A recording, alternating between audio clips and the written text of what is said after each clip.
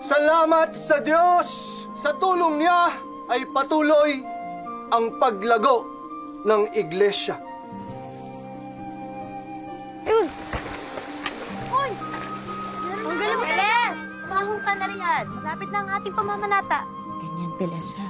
Lagi kang magdarasal sa Panginoong Diyos at sa Birheng Maria.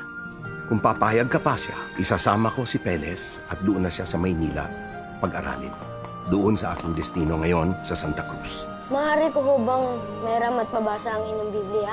Pag-aaral na muna ang pagtalagahan mo, iho.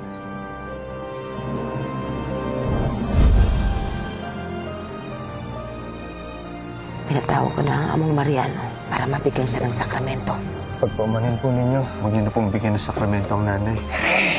Ano nang balak mo, Peles? At paano mo silang palalakihin, Aber? Tama na ang isa sa atin ang nahiwalay sa Inang Santa Iglesia. Magandang umaga po. Pastor Felix? Hihingi po sana ako ng pahintulot. Makadalo ako sa inyong anak. Bakit naman pong hindi?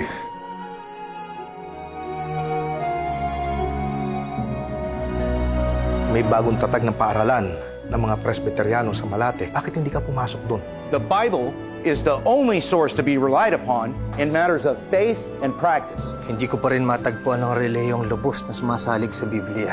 Ngunit hindi maaaring walang tunay na relihiyon. Pananampalataya ang kailangan para maligtas ang tao. Yan ang nakasulat sa Biblia. Ngunit ang mga apostol man ay nagbautismo. Puro kahibangan lang ang sinasabi mo. Hindi ako nahihibang at hindi kasinungalingan ng mga isinulat ko dito.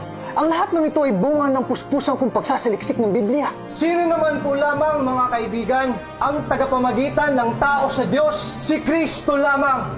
You think we can easily give up what has been taught to us by the prophet of God? Yung mga ibang naging malapit sa akin noon nang sinabi, handa raw silang makinig sa mga sasabihin ko. Pero anong relihiyon ang ipangangaral mo? Ang Iglesia ni Cristo. Saan iglesia mo dadali ng mga tatanggap sa ituturo mo? Diyos na ang bahalang magturo sa atin noon. Iglesia ni Cristo po ang inaaniban at tinuturo kong relihiyon. Pare-pareho lang ninyo kaming niloloko.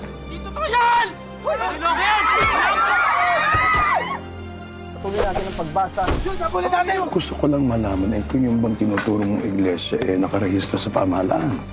Narehistro ng Iglesia. Tingnan mo. It is confirmed the Japanese have arrived.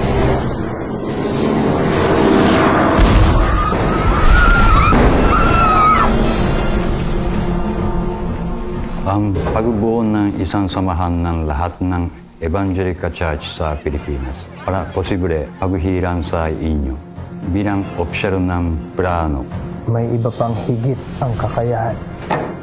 Gusto nilang makuha ang loob ng mga mamamayan sa pamamagitan ng relihiyon. Mga minamahal, I told you not to speak! I did not receive my calling from you, but from God.